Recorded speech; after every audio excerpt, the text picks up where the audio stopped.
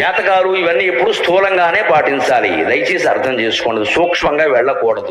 ఎందుకంటే జాతక జ్యోతిష్ శాస్త్రం మొత్తం ఖగోళ శాస్త్రం, మానవ జీవితానికి సంబంధించింది కాదు. అది మొత్తం సమాజ జీవితానికి సంబంధించింది, మొత్తం భూమండలానికి సంబంధించింది. అతివృష్టి, అనావృష్టి, అష్టగ్రహ కూటమి, సూర్యగ్రహణం, చంద్రగ్రహణం, ఏ పంటలు ఏ కాలంలో పండుతాయి, ఇవన్నీ చెప్పడానికి జ్యోతిష్ శాస్త్రం. కానీ నీ చెయ్యి నా చెయ్యి, నీ మూతి నా మూతి చూసి చెప్పడానికి కాదు. అది దాన్ని అలా చేసేసారు మహానుభావులు, వారికి నమస్కారం.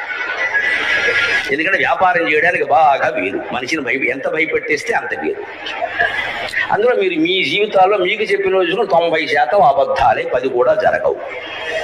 ఆ జరిగిన వాళ్ళ చేత చెప్పిస్తారు టీవీల్లో, అవి మనం నమ్మేస్తూ ఉంటాం. జరిగే అవకాశం లేదు. జ్యోతిష్ శాస్త్రం సమిష్టి జీవితానికి సంబంధించింది తప్ప వ్యష్టి జీవితానికి సంబంధించింది కాదు. వ్యష్టి జీవితం మీద ప్రభావం ఉంటుందండి. ఈ ప్రాంతం అంతా వాన కురిసినప్పుడు అందరి మీద పడుతుందండి.